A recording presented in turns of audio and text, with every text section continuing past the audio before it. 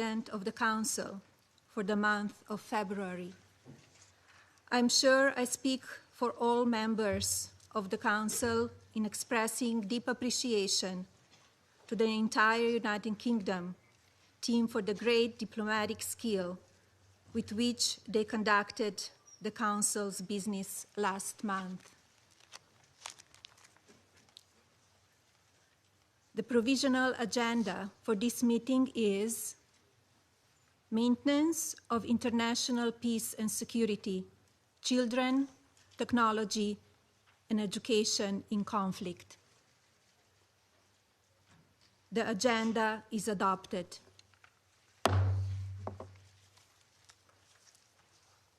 In accordance with the Rule 39 of the Council's Provisional Rules of Procedure, I invite Ms. Rosemary DiCarlo, Under-Secretary General of Political and Peace-Building Affairs, to participate in this meeting.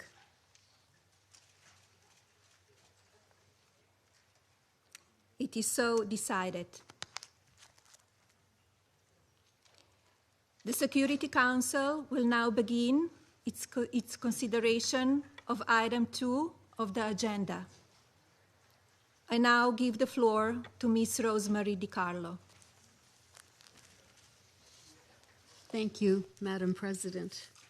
On behalf of the Secretary General, I want to thank you for your leadership in organizing today's discussion. This debate comes at a moment of exceptional relevance. Today, we face the highest number of armed conflicts since the Second World War. The number of civilians killed in these conflicts is the highest in decades. A reality of this truth over the last 2 days, schools in Israel, the United Arab Emirates, Qatar, Bahrain, and Oman have closed and moved to remote learning owing to the ongoing military operations in the region. And we are aware of the reports from Iran about the death of possibly dozens of children, allegedly as the result of a strike that hit an elementary school in the town of Minab. United States authorities have announced they are looking into these reports. Globally, 1 in every 5 children is living in or fleeing a conflict zone. This adds up to 473 million children. Grave violations against children, verified by the United Nations, increased by a staggering 25% from 2023 to 2024. Rape and other forms of sexual violence rose by 35%. These horrific figures should impel us to do more to protect children in conflict. I pay tribute to the First Lady of the United States for her work to give visibility to the issue of children in conflict, and particularly for her personal engagement to reunite Ukrainian children with their families. Madam President, when conflicts do not rob children of their life and physical security, they deprive them of the right to have a quality education and a future of opportunities. 234 million children in crisis and conflict situations currently need educational support. 85 million are completely out of school. In violent conflicts, schools can be one of the only safe spaces that protect children from recruitment, trafficking, and exploitation. Schools can safeguard health and hygiene, provide psychosocial support, and connect families to essential services. Education in conflict zones is life-saving and life-sustaining. And yet schools, teachers, and education infrastructure continue to suffer violence.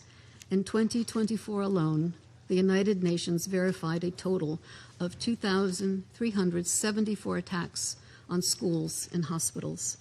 Many more are unverified due to a lack of access. Most attacks in 2024 took place in Ukraine, Israel, the occupied Palestinian territory, and Haiti. In its resolution 2601, the Council urged all conflict parties to immediately cease attacks against schools, children, and teachers, and noted that such attacks are in contravention of international humanitarian law. It called on all parties to safeguard, protect, respect, and promote the right to education.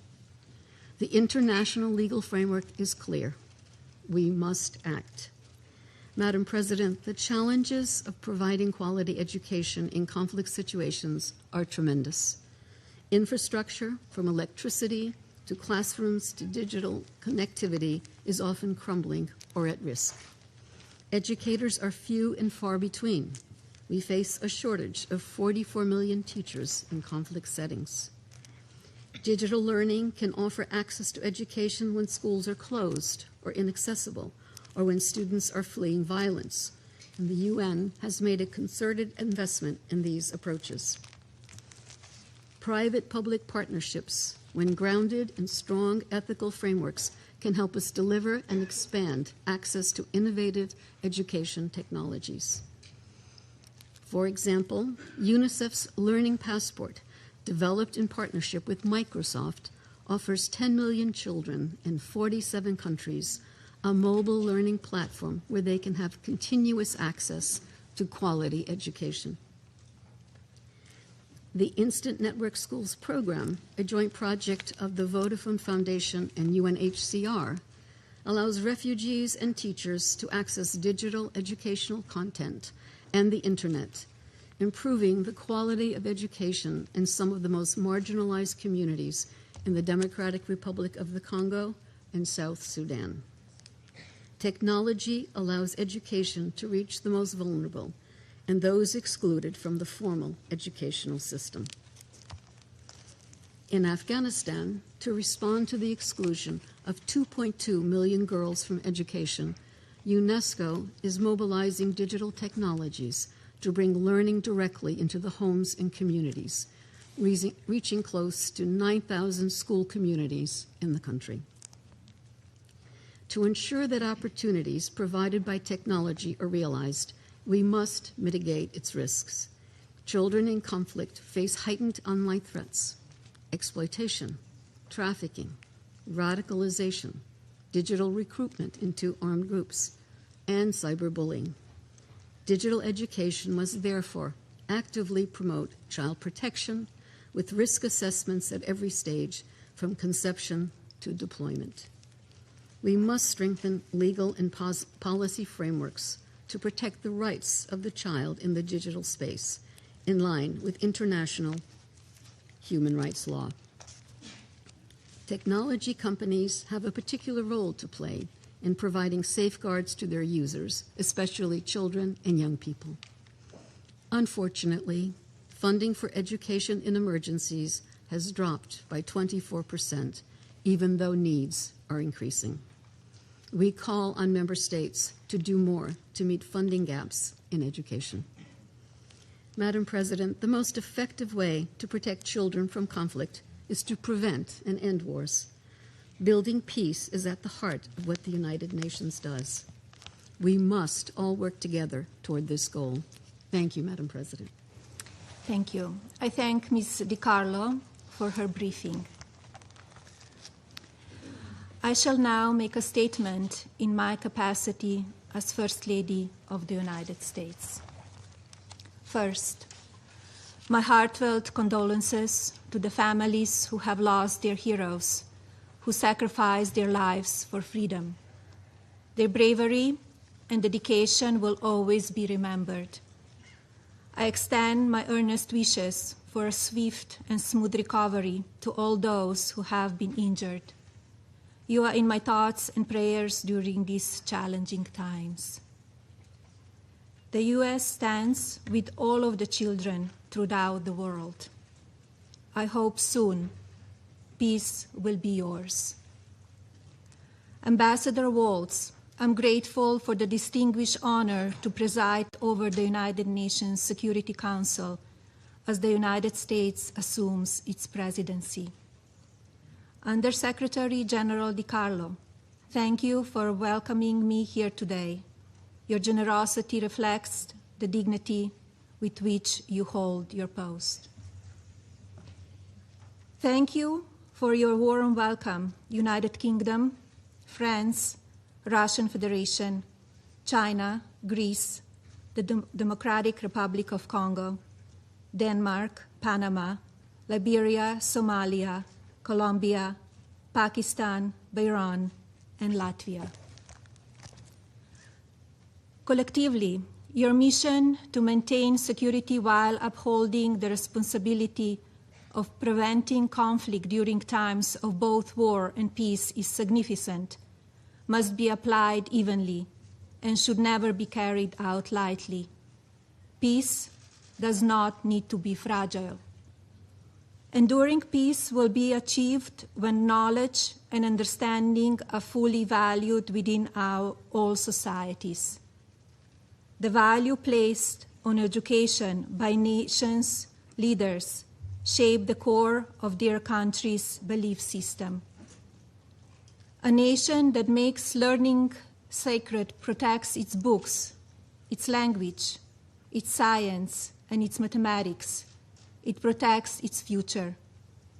This leads to something powerful, to greater understanding, moral reasoning, and tolerance of others.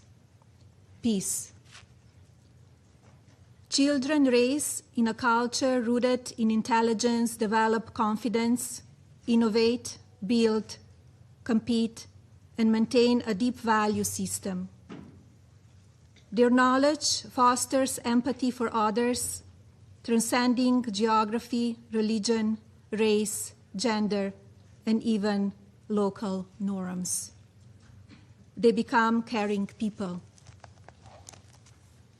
But children raised in culture rooted in ignorance are surrounded by disorder and sometimes even conflict.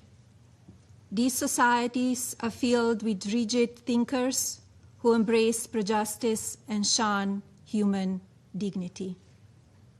When a nation restricts thought, it restricts its own future.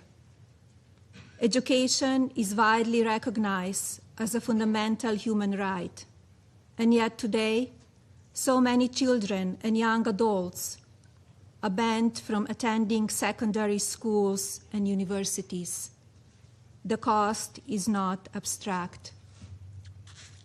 Imagine the loss of potential to our collective humanity, new medical breakthroughs, advancement in food security, groundbreaking technologies, all gone. A society that excludes vast segments of its population can realize only a fraction of its potential. Societies ruled by knowledge and wisdom are therefore more peaceful. We must cultivate a just moral imagination for the next generation, for our children, building an infrastructure of understanding. Knowledge is a power. It shapes titans of industry and inspires courageous social pioneers. We must capture this positive energy and ignite it across continents to transform our world throughout our digitally connected human race.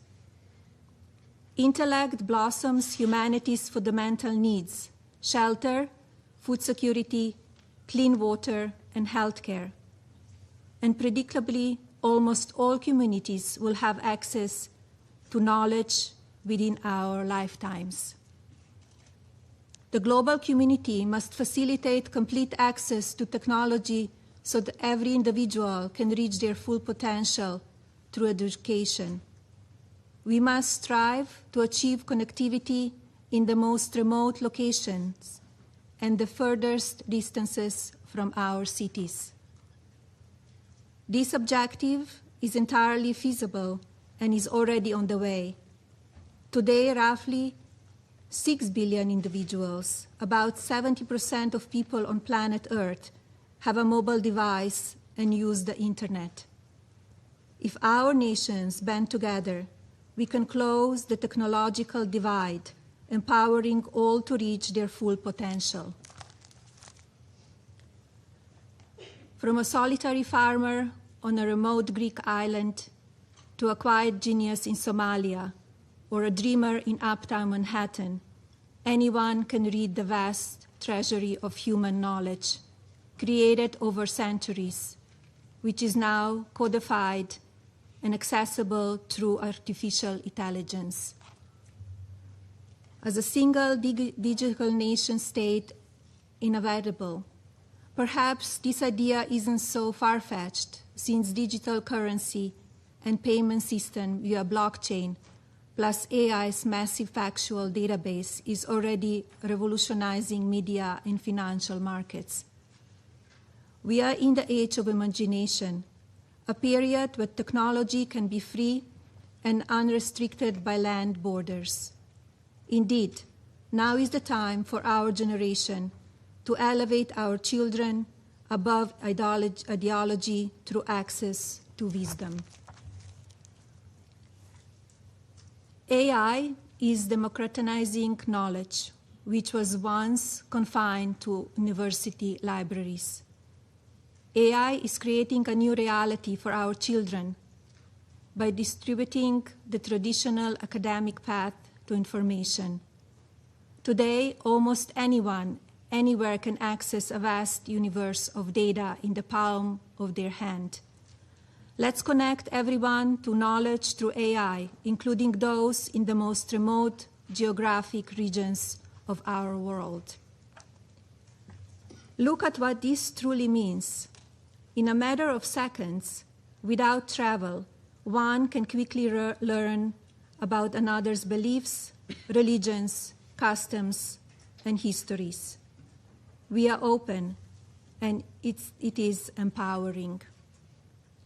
AI can provide us with an understanding of each other's needs and the needs of our children. AI is redefining who gets to participate in the global economy of ideas. I believe our shared intellect future will prove to be a more secure, harmonious, advanced civilization. The path to peace depends on us taking responsibility to empower our children through education and technology. Conflict arises from ignorance. Acknowledge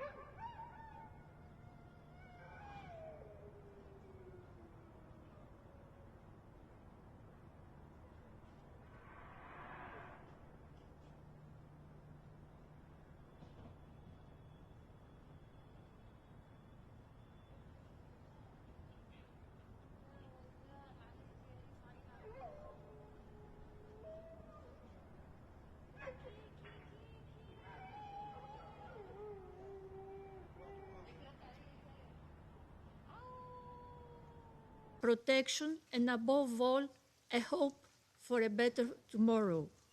Therefore, innovative solutions need to be found to mitigate the impact of safe education, disruption, and restore education as a protective framework and a space of effective learning. In an era increasingly shaped by cutting-edge technological progress, education, technology, and innovation can form a powerful nexus to improve learning outcomes, foster peace, strengthen resilience of societies, and protect children. Nevertheless, at the same time, technology can expose children to serious risks, especially in conflict situations. As children in armed conflict face increasing risk of online harm, including online recruitment, exploitation, and sexual abuse, the Security Council Children's and Armed Conflict Framework has a duty to remain attentive to these evolving dynamics. Digital dimensions of recruitment, exploitation, and incitement are directly relevant to the protection mandate of this Council. Monitoring and reporting mechanisms should, where appropriate, reflect these emergent risks. In order to facilitate effective teaching and learning everywhere and under any circumstances, a strategic shift needs to take place that will allow for an integrated digital transformation of educational systems. This transformation entails action-oriented national plans and policies, clearly articulated educational goals, and sustained funding. Our guiding principle should always be to ensure the rights and best interests of the child, as well as their protection from online harm.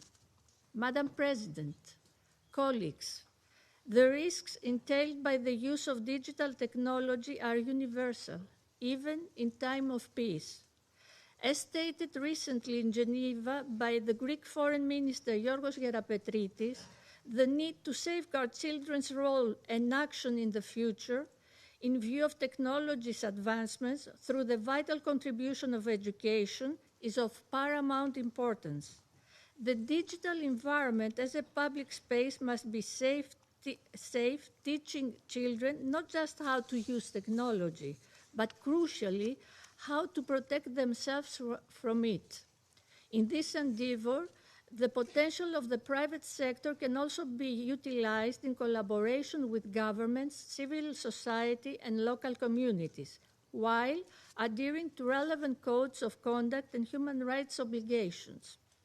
This partnership can contribute to the development of digital solutions of education that reflect our local reality and needs, ensure effective and flexible implementation, protect online safety, and help overcome barriers, including related to gender and disabilities. Madam President, the responsible use of technology and innovation can build bridges to safe education, dignity, and hope for children in armed conflict. It is our shared responsibility to ensure this access. Our ultimate objective is to cultivate a genuine global human rights culture by nurturing empathy in the next generation. If we can instill in a child the profound belief that human dignity is non-negotiable, that child will inevitably become a leader who champions peace. Ultimately, this deeply rooted culture is our most powerful defense against turmoil and armed conflict. Our engagement in the education of children is an investment in peace, and Greece, also through its work in the CAC Working Group, will remain at the forefront of this discussion. I thank you. I thank the representative of Greece for the statement. Thank you. I give the floor to the representative of France. Merci, Madame la Présidente. Thank you, Madam President. Madam President, First Lady of the United States, allow me to thank you, to wish you a welcome, and to assure the United States of our support on the beginning of their presidency of the Security Council, and to commend their decision to devote this first event to children in armed conflict from the perspective of technology. France reaffirms its constant commitment to the protection of children and for the full respect of their fundamental rights, including in the digital space. And in this regard, we commend your personal efforts as First Lady. with the launch of the Fostering the Future initiative, as well as the adoption of the Take It Down Act against the non-consensual circulation of personal images that all too often children fall victim to. France also would like to thank you for your mediation role that contributed to the return of several Ukrainian children that were forcibly transferred or deported to Russia. We thank the Undersecretary General, Ms. Rosemary DiCarlo, for her edifying briefing.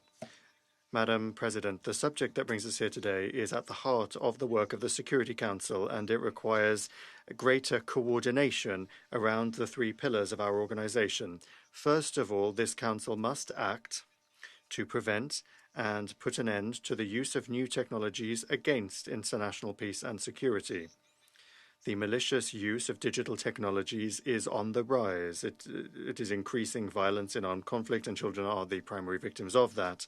In Ukraine, the massive and repeated Russian drone attacks are killing, injuring, and also having a profound impact on the daily lives of children. At school, classes are being interrupted each day by air raid sirens, and at home, children spend part of their nights and their evenings in cold and damp shelters because of Russian attacks. In other conflicts, social networks are being used to spread propaganda targeting minors, to facilitate their recruitment by armed groups, to exploit their vulnerability. The Security Council, in close coordination with all stakeholders, must continue its work, including within the children and armed conflict and youth peace and security agendas that France is fully invested in. By bolstering child protection capacities in peacekeeping operations and special political missions, and in supporting the monitoring and reporting mechanism established by Resolution 1612 of 2005, the Council supports the gathering of information on the grave violations committed against children in armed conflict zones. This is an essential tool for strengthening prevention and combating impunity. Next, we need to act for the sake of human rights, which is the second pillar of our organization. It is our collective responsibility to protect our young people by promoting a secure digital space that is in line with international law. In this regard, France has been a leader at the national and European levels, including with the adoption of a law aiming to secure and regulate the digital space in 2024. This is a law that strengthens child protection against online pornography. Like a growing number of partners, France decided to restrict the access of children under 15 to social networks to better protect them. Because the digital space knows no borders, in 2021, together with UNICEF, France launched a call to action to defend the rights of the child in the digital environment, and then in 2022 launched an online child protection lab to develop innovative solutions for the better protection of children online. And lastly, we must act tangibly to ensure that all young people have access to new technologies, and that is the third pillar, the one related to development, used with pedagogy and in a regulated framework. Internet and artificial intelligence greatly facilitate universal access to education, as well as combating exclusion and shaping critical thinking. All of these, as you have said, are ramparts, bastions against hatred, and help to prevent conflicts in the future. France supports the tangible actions taken by the United Nations, in particular by UNESCO and UNICEF, to mobilize technologies for the protection of children via the anticipation of conflict risks, a more accurate needs mapping, and also expanded access to healthcare services, among other things. France holds the presidency of the G7 this year and has made the protection of children one of its priorities. Madam President, to conclude, the protection of children and young people affected by armed conflicts is of concern to all of us. The engagement of the United Nations, and in particular that of the Security Council, remains essential in that regard, and your presence is an encouragement, as was the case for several decades ago, the contribution of another First Lady, Eleanor Roosevelt, in the drafting of the Universal Declaration of Human Rights. Thank you very much. Thank you very much for your kind words, and thank you, representative of France, for the statement. Thank you. I give the floor to the representative of Democratic Republic of the Congo. Madam President, first of all, I would like to congratulate the United States of America on acceding to the presidency of the Council in this month of March 2026. And I would like to thank you for this meeting on such an important and decisive and crucial topic for my country, as well as for many other regions in the world who are impacted by war and armed conflict. In this regard, the Democratic Republic of the Congo welcomes the initiatives aimed at strengthening international mobilization so as to ensure the well-being and future of the children in the digital age. We reaffirm our commitment to all multilateral efforts to protect children and to ensure their fundamental right to education. My country would like to pay tribute to you, First Lady of the United States, for your commitment to the integrity and dignity of children in the world. We also thank Madam Rosemary DiCarlo, Under Secretary General of the United Nations, for their statement. Madam President, guaranteeing an effective access to education and digital technologies for children in situation of the conflict is, for us, in the Democratic Republic of the Congo, is an essential reality, fact. For 3 decades, our country has been witnessing circles of repeated violence and armed conflicts, particularly in the eastern part. The situation has prevailed for 30 years, and millions of children have been deprived of their fundamental right, access to education, which is safe, inclusive, and of high quality. Let me give you an example. Just in the South Kivu province, where with impunity, since the beginning of 2025, we have been witnessing the movement of M23 and the RDF, the Rwanda Defense Forces, in violation of national laws, the UN Charter, basic principles of international law, international humanitarian law, and therefore the impact of conflict on education has been as follows. First of all, the free of charge of schooling has been undermined because the Rwandan forces M23 decided to impose schooling fees. Next, statistics are telling us that 8,419 schools, 1,768 schools, out of which 71 primary schools and 675 secondary schools today are no longer functioning.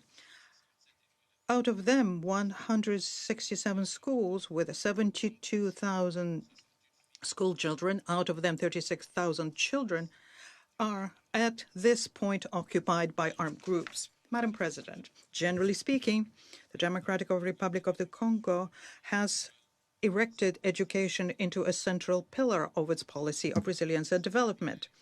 We are proud of our human capital, of our young people. Therefore, education for my country is not just a fundamental right, but it also is a major pillar of our stability. The free schooling, which was decreed by the President of the Republic, His Excellency Felix Antoine Tshisekedi Tshilombo, since he acceded to his high office in 2019, is a reflection of this view that we need to improve access to education and new technologies. In addition to this policy, we, in 2025, adopted the education and emergency training strategy covering 2025 to 2029, which is there to build an education system which is resilient, inclusive, and is a measure of protection capable of ensuring the continuity of learning before, during, and after crises. This strategy is accompanied by the commitment of the DRC to reduce the digital gap, which is particularly impacting those areas which are in conflict. Madam President, using digital technologies today is an essential means of mitigating the effect of conflicts of education. Digital platforms, mobile devices, remote learning tools can maintain a learning tool for those children which are internally displaced, those who live in enclaves or in displaced camps. Similarly, the advances of artificial intelligence can also help with education. They can accompany pedagogical efforts and provide psychosocial support to those children who are victims of trauma. Madam President, The Democratic Republic of the Congo is convinced that the respect and the protection of the human rights, in particular the rights of children, of the international humanitarian law, must remain at the heart of all strategies that we are implementing, and this we're implementing to ensure peace and security in the world. We have to work together to make sure that these dimensions, very frequently lost in approach, analysis, and evaluation of conflict, take pride of place.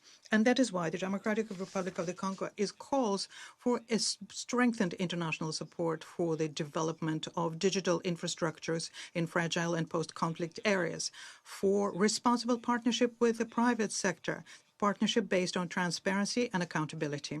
Madam President, we are a large country, a very rich country, especially when it comes to minerals, which are necessary for the current digital revolution.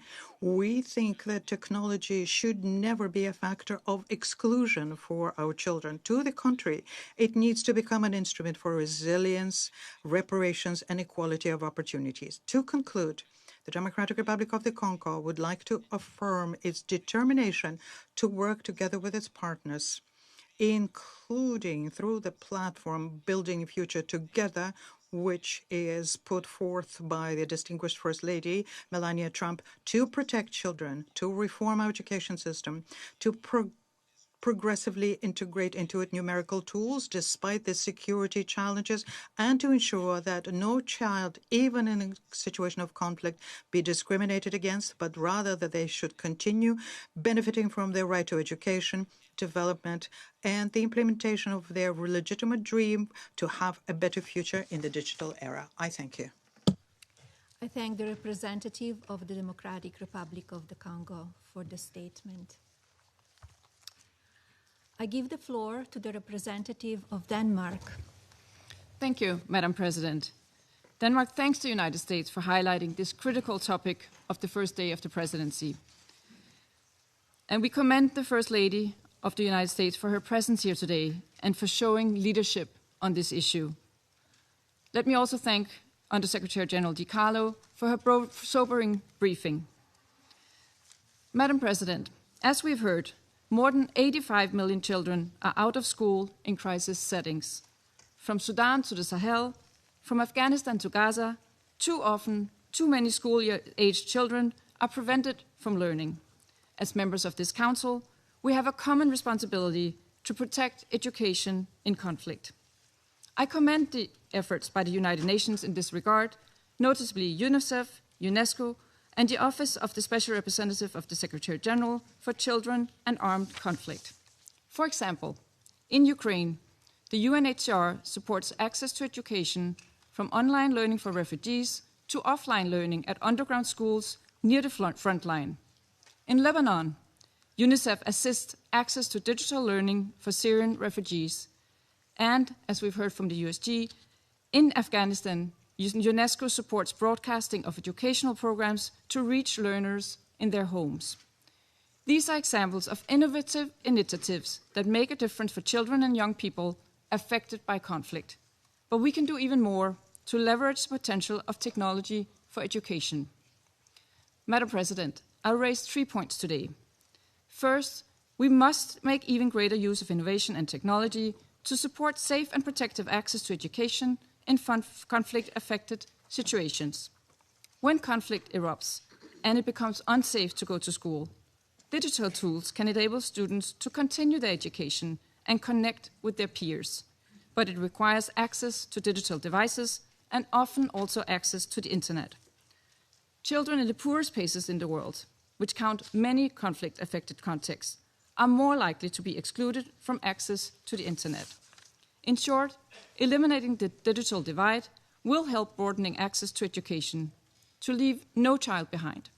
We must keep this in mind as we seek to protect education during armed conflict in accordance with Security Council Resolution 2601.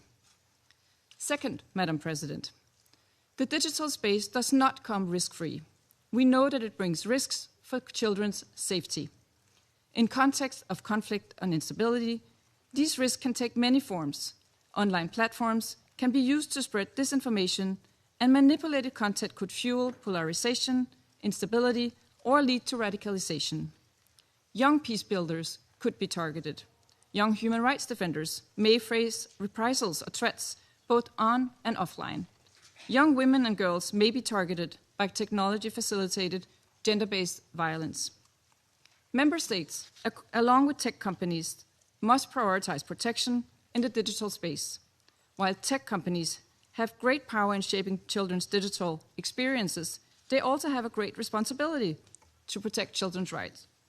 We support that the Office of the SRSD for Children and Armed Conflict engages with online platform operators on protection. Third, Madam President, as an international community, we must collectively ensure that parties to conflict uphold international law, including international humanitarian law and international human rights law. Parties to conflict must commit to specific, structured steps to end and prevent grave violations against children and uphold accountability. As we sat in connection with the Red Hand Day on Education to prevent the recruitment of youth of children just recently, Denmark believes that we need not just to reflect, but to recommit. Recommit to the children of Haiti, who should be able to enjoy a safe learning environment without fear of being recruited by gangs. To the children in Sudan, who are attacked, starved, and displaced. And to the children in Ukraine, who have suffered abductions and endless attacks on their schools and infrastructure during the 4 long years of Russia's full-scale invasion. Schools must be protected from attack. The international legal framework is clear on this. Madam President, in closing, around this table, we must demand that safe and inclusive education is available to all children. We must support access to quality education. Where there's access is disrupted by conflict, we should safely leverage the potential of technology, because education is not only a fundamental right, it is a foundation for sustainable peace, stability, and development. Thank you. Thank you, representative of Denmark. I give the floor to the representative of Panama. Gracias. Thank you, Madam President. Esteemed Mrs. Melania Trump, First Lady of the United States of America, Panama congratulates the delegation of the United States on assuming the presidency of the Security Council for the month of March, and we would like to wish you every success in this delicate undertaking. We would also like to thank Ms. Rosemary DiCarlo for her briefing and the U.S. delegation for convening this timely debate on the role of technology in guaranteeing access to education for children affected by armed conflict. This is a vision that is fully aligned with the priority agenda of the U.S. First Lady as part of the Fostering the Future Together initiative. And by happy coincidence, just a few days ago, we had the privilege of convening an area formula meeting to mark the International Day of the Red Hand, focused specifically on promoting safe, inclusive, and continual education as a tool for preventing the recruitment and use of children in armed conflict. That conversation left us with one clear conviction, and that is that education is not only a right, it is also a tool, a valuable tool for prevention. When a child remains connected, plugged into their education process, be it in the classroom or through digital technologies, it significantly reduces their exposure to recruitment, exploitation, or manipulation.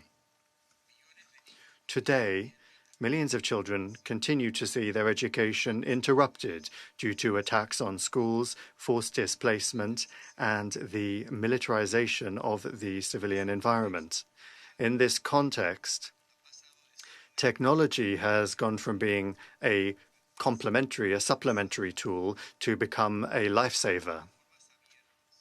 Open platforms, remote learning, content broadcast over radio or television, and AI-supported solutions, when they are used responsibly, are useful in order to maintain the continuity of learning in some of the most complex environments in the world. Initiatives such as the Global Digital Learning Gateway from UNESCO and UNICEF, or the development of AI skills frameworks for teachers, reflect a growing recognition that technology can help to reduce gaps, but only if it is accessible, inclusive, and ethical. Experiences in the field confirm this. In Ukraine, according to data verified by UNICEF, the conflict has affected thousands of educational facilities, forcing more than 1 million students to depend today on hybrid or remote learning modalities in order to continue their education. The distribution of digital devices and teacher training has shown that connectivity combined with proper training can support education systems even when under fire. In Afghanistan, where more than 2 million girls remain excluded from secondary education, the use of digital community hubs and education programs over radio and television has made it possible to bring learning into the home, thus reducing risks and maintaining support networks. In Gaza, where a large part of the education system has been devastated, the launching of a virtual campus by UNESCO for higher education has offered thousands of students an opportunity to continue their studies from outside the conflict zone. In recent days, children in various countries in the Middle East have had to make use of virtual educational platforms because their education has been affected by the impacts of another armed conflict. Madam President, this experience demonstrates the potential of technology as a tool for resilience. However, we have to recognize that the digital space is not neutral. Those same platforms that facilitate learning can also expose children, particularly those that are already experiencing trauma, to the risk of exploitation, radicalization, misinformation, or online violence. According to UNESCO data, 1 in 3 students around the world suffers school bullying. That is a reality that not only persists, but it may also grow worse in digital environments, which substantially take place in contexts of displacement and vulnerability. Therefore, Madam President, Panama would like to underscore a few fundamental principles. Technology must be a supplement to, but it cannot nor should it replace in-person education. Schools continue to be essential spaces for the comprehensive development of, protection of, and the recovery of children.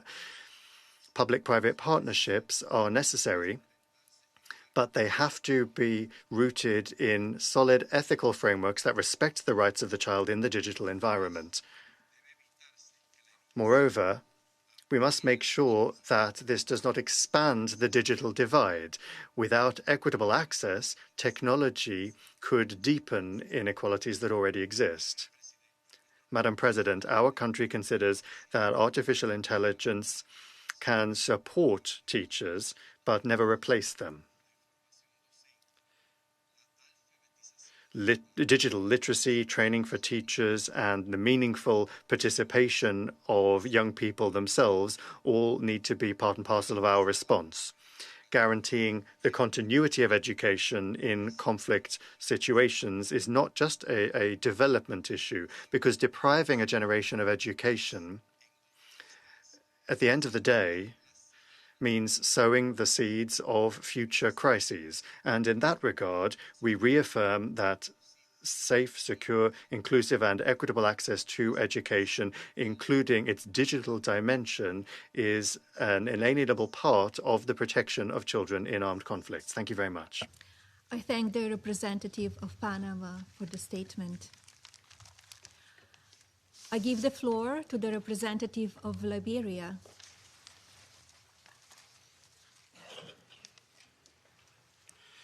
Liberia thanks you, Madam First Lady, for bringing your important voice and distinguished office to the issues of children in conflict and their much-needed access to education and technology. We also thank the United Kingdom for its effective stewardship of the Security Council during the month of February, and USG DiCarlo for her instructive briefing.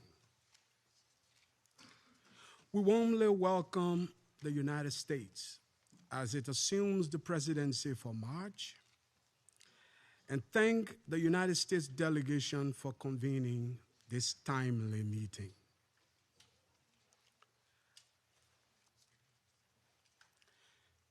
In today's world, the intersection of children, technology, and education defines not only individual futures, but, as rightly noted by you, Madam President, the trajectory of peace itself. In conflict settings, when classrooms fall silent and connectivity is severed, the loss is not only educational, it is generational. Efforts that restore learning, expand safe digital access, and protect children from technological exploitation are therefore investments in stability and human dignity. Madam President, Excellencies, today Liberia will speak from a past that taught us what conflict steals and what education restores. We remember all too well what it means to be the child the world sought to protect.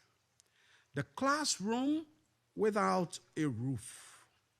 The generation told to wait for peace before being allowed to learn. 14 years of civil conflict destroyed our schools, dispersed our teachers, and recruited children before they were literate. From all of these, we learned a painful truth. When education collapses during conflict, the conflict does not end. It simply mutates. This is why Liberia approaches today's discussion not as a development debate, but as a matter of international security. Around the world, more than 224 million children living in crisis settings are currently out of school, according to global education partners. Many before me have quoted even grimmer statistics. This is not just an educational emergency, therefore, it is a security emergency, a protection emergency, and a generational emergency. A child denied learning in a conflict zone is exposed not only to illiteracy, but to recruitment, manipulation, and exploitation disguised as survival. Similarly, a community deprived of education does not simply lose opportunity, it actually inherits instability. In these contexts, digital education is simply not a luxury. It is actually a stabilizer. It is prevention policy. Across West Africa, post-conflict recovery has shown us that the path from ceasefire to resilience actually runs through the classroom. Within ECOWAS, we have seen that rebuilding infrastructure alone is insufficient. Rebuilding human capital is what prevents relapses into conflict. Increasingly, this rebuilding must be digital. Africa is not waiting to be transformed by technology. We are trying to reshape technology under difficult constraints. We are developing low bandwidth platforms, solar-powered systems, and community-driven learning models precisely because our circumstances demand innovation that is efficient, resilient, and inclusive. In my home country, Liberia, when national emergencies halted schooling, community radio delivered lessons across counties, while solar-powered learning centers reached communities far beyond the grid. Children shared devices, but more importantly, they shared knowledge. Our innovations did not emerge from abundance. They emerged from determination. From these experiences, Liberia offers 3 proposals. First, the establishment of a post-conflict education digital recovery window within existing international financing mechanisms. Digital learning infrastructure, including connectivity, devices, teacher training, and child protection safeguards, must be embedded in early recovery frameworks and not treated as a secondary priority. Second, we are developing a pilot network of solar-powered community digital learning hubs. These hubs function independently of unstable grades, deliver offline capable curriculum, provide teacher training modules, and offer safe digital access points for displaced and conflict-affected children. They are modular, scalable, and built for fragile settings. Third, Liberia calls for a voluntary coalition of governments, technologists, and educators to design low-bandwidth, offline, first learning systems tailored specifically for conflict environments. Not repurposed systems from stable countries, but tools engineered for fragility, which are grounded in child safety. Madam President, innovation must never come at the expense of protection.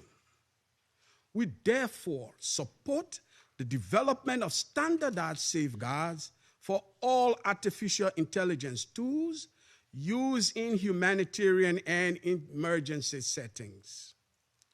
No child's privacy, innocence, dignity, or safety should be compromised by the very systems meant to support their learning. Madam President, let's be clear about what is truly at stake. When learning is lost in conflict, instability travels, extremism travels, desperation travels, but resilience can travel as well. Investing in digital education in fragile contexts reduces the pool from which armed groups recruit.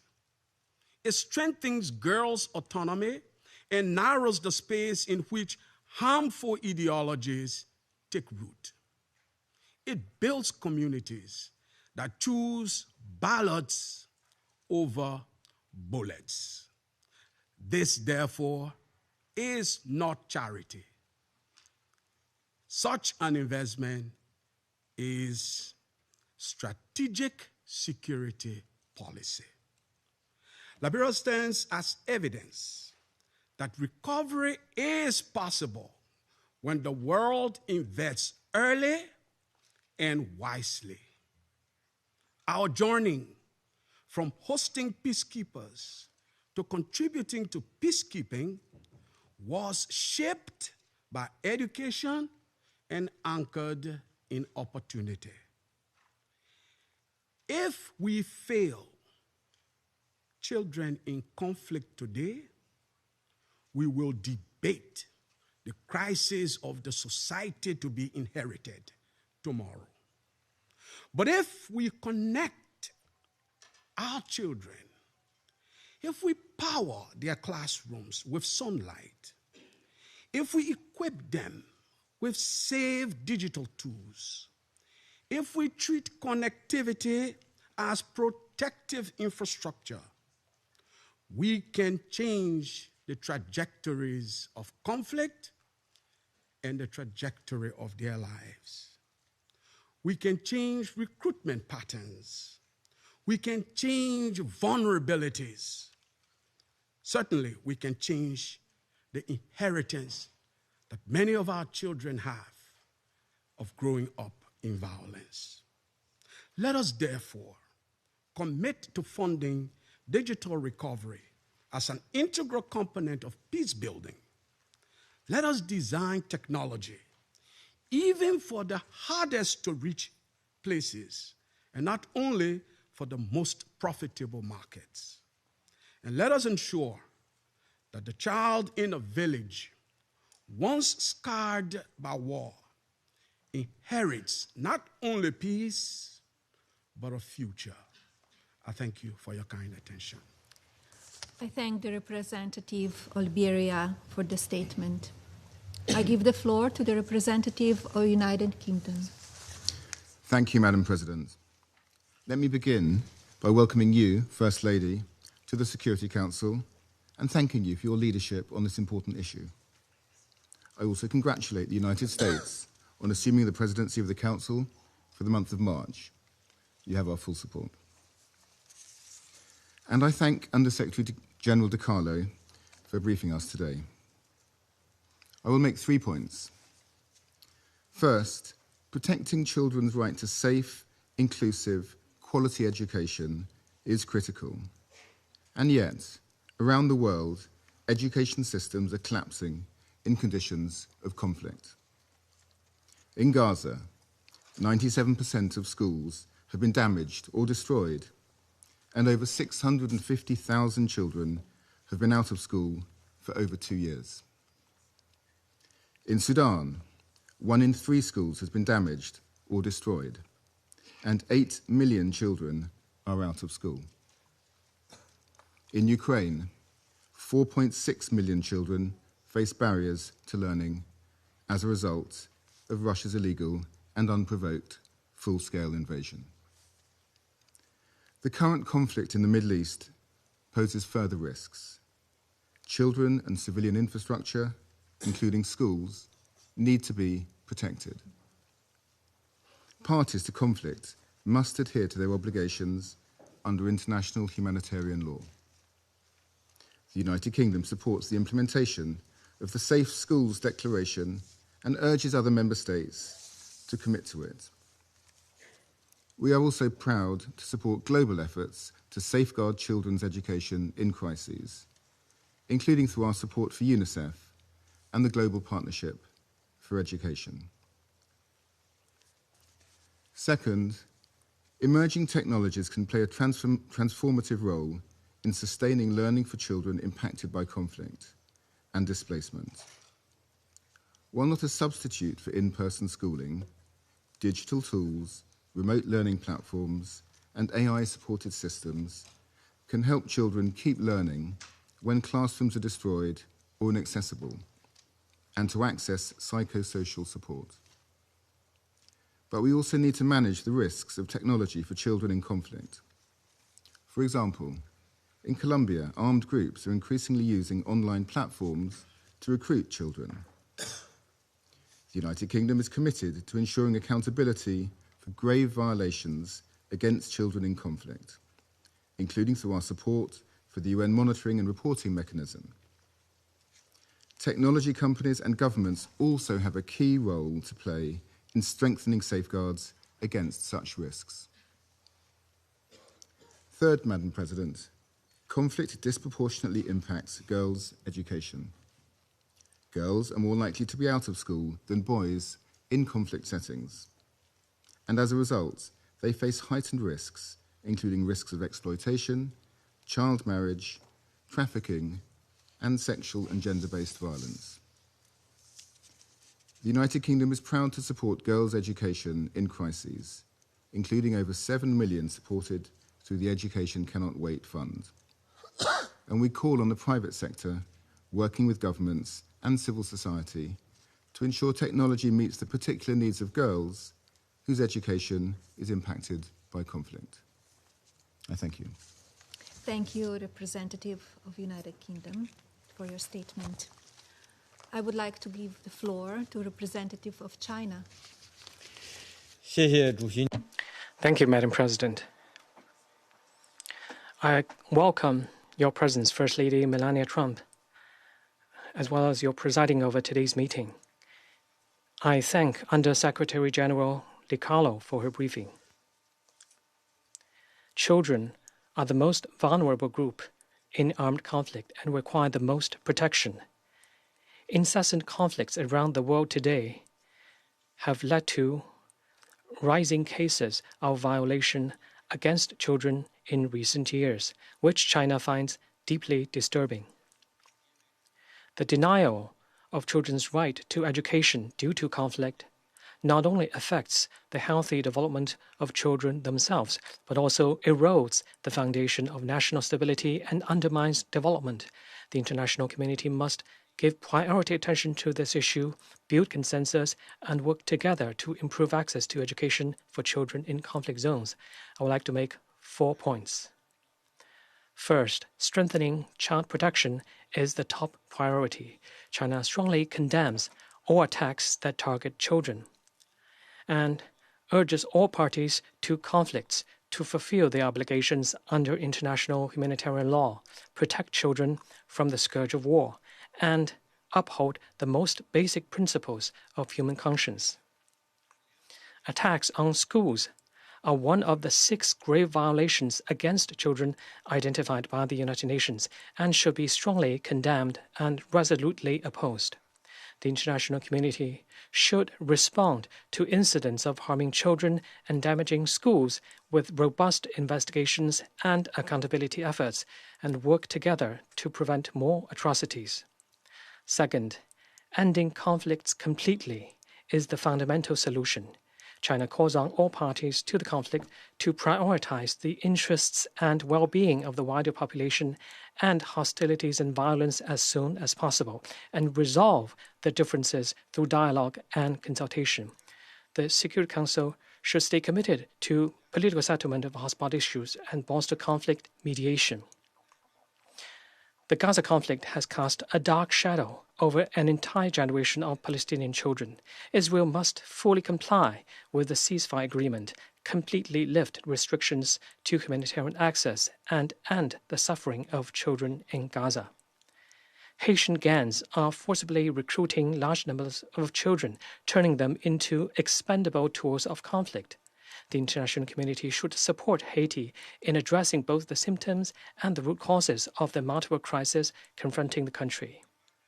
Third, promoting sustainable development represents a long-term approach. Development is key to breaking the cycle of violence, addressing the root causes of conflict, and achieving lasting peace. The international community should strengthen cooperation in education, and in particular, help conflict-affected countries improve their educational infrastructure, scale up education investment, expand the pool of well-trained teachers, build comprehensive teaching systems, and make education more inclusive and accessible. China supports the close coordination and cooperation among UN humanitarian and development entities to accelerate the implementation of the Sustainable Development Agenda relating to children and education, and to effectively promote and protect children's rights through development. Fourth, the proper application of technology constitutes a crucial means. Technologies such as remote teaching, online platforms, satellite networks, and mobile terminals can break through the spatial and temporal boundaries of traditional classrooms, making knowledge literally available at fingertips, and significantly empowering children's education during conflicts. At the same time, the application of technology must be human-centric and guided by the principle of AI for good, with full respect for the sovereignty and ownership of the countries concerned, as well as respect for local cultural traditions. It should also be driven by the physical and psychological needs of children. It is essential to expand the sharing of best practice to help the countries concerned build up their digital capacity and bridge the digital divide. It is vital to ensure data security and prevent the risks of misuse and breach. It is imperative to adhere to the principles of humanity and neutrality and refrain from politicizing or weaponizing technology. Madam President, as home to one of the world's largest child populations, China highly values the important role of new technologies such as artificial intelligence in promoting children's education and protecting children's rights. Under China's digital education strategy, digital and smart learning has been identified as key to China's future educational development. Guided by the vision of building a community with a shared future for mankind, China is committed to providing public goods and engaging in result-oriented cooperation in order for children worldwide to benefit from advancement in new technologies. China has been building and renovating primary and secondary schools in developing countries and providing them with teaching supplies. We have also been working with partners such as UNICEF and UNESCO to implement digital projects in conflict-affected and developing countries and promote the digital transformation of education. China stays committed to working collectively with the international community to heal wounds with love and care, empower education with technology, and strive to ensure that no child will be left behind. Thank you, President. Thank you, Representative of China, for the statement. I give the floor to the representative of Somalia. Thank you, Madam President.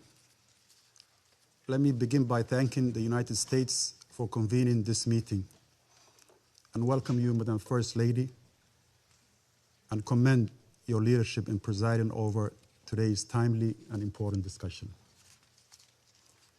I also thank USG DiCarlo for the insights which remind us that the challenges before us are immense, but so too is the expertise and commitment and compassion around this table. We gather to confront a profound challenge, which is ensuring access to technology and education for children whose lives have been shattered by conflict. In today's world, digital opportunity can mean the difference between hope and despair. Yet for millions of children affected by war, education remains out of reach.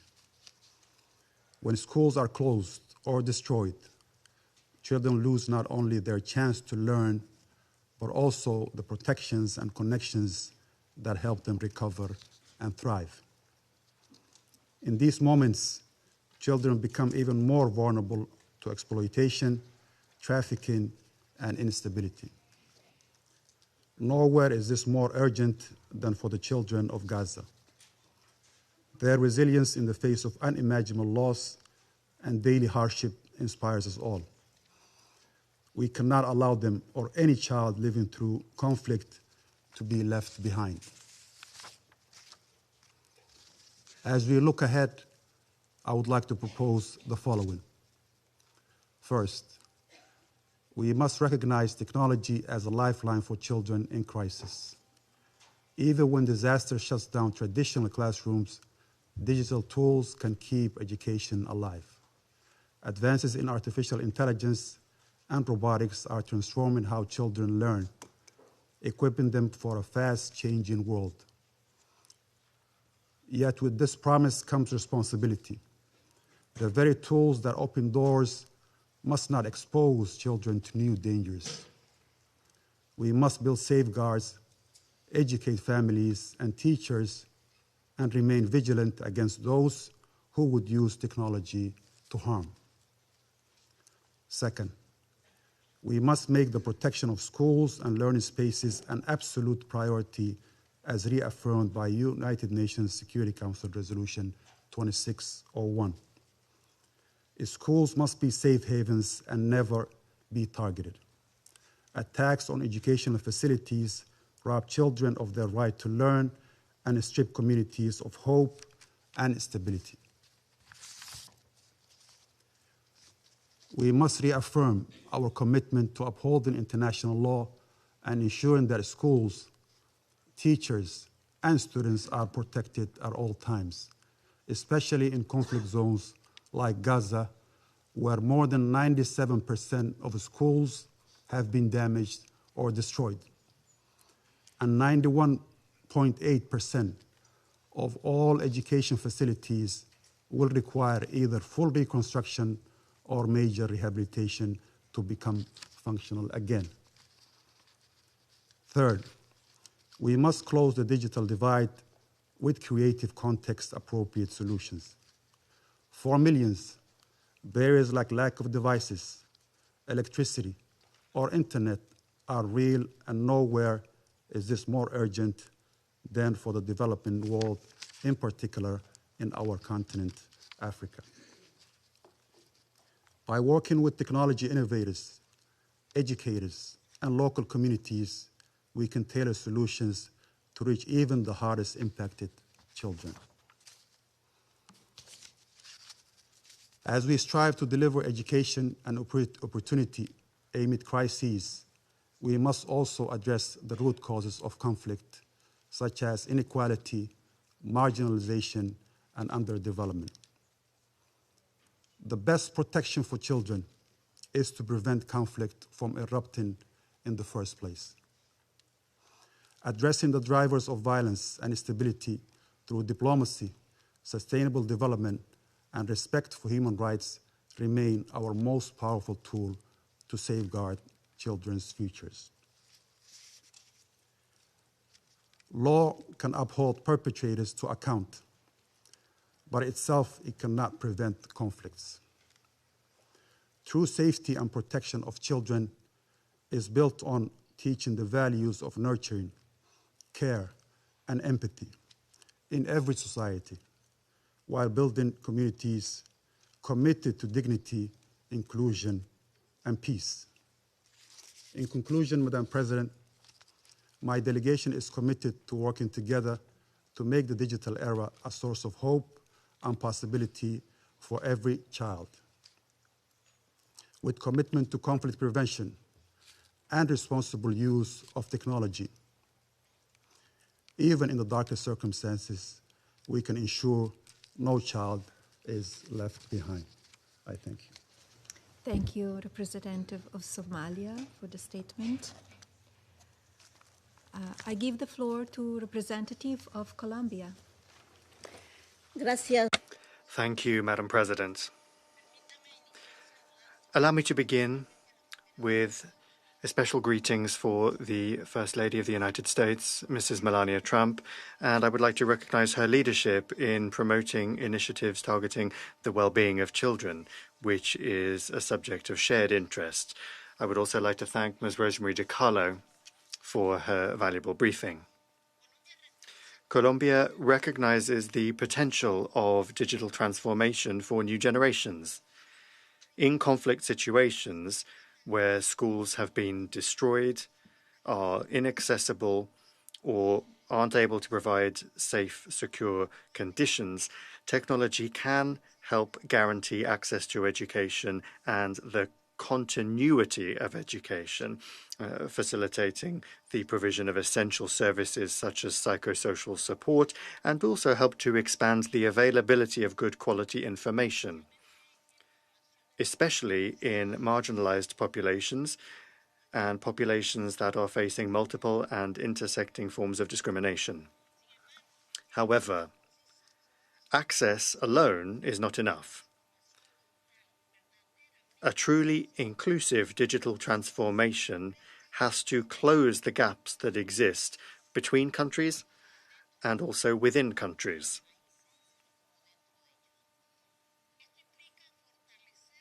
That involves strengthening digital and technology infrastructure, guaranteeing connectivity, and promoting the transfer, development, and installation of capacities and knowledge. In contexts such as Haiti or Palestine, the destruction or limited availability of basic infrastructure, including digital connectivity, also affects the ability of humanitarian actors and agencies of the United Nations to guarantee the continuity of education and of fundamental services for children affected by conflict.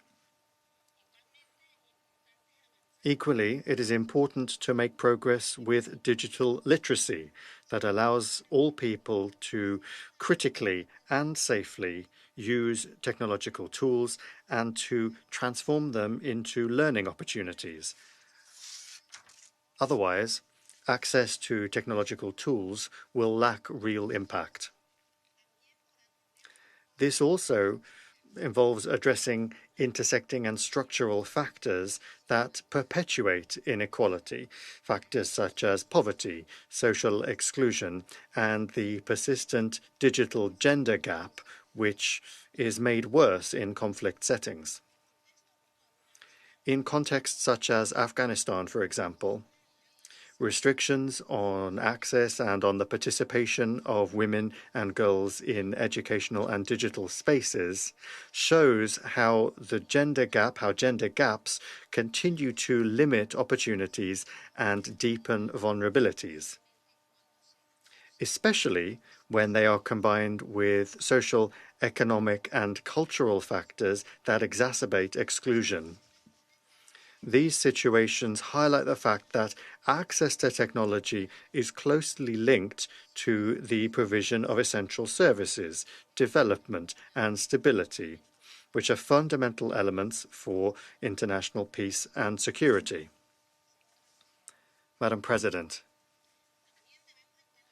we must also understand that the digital environment has become a new space of vulnerability for children and young people.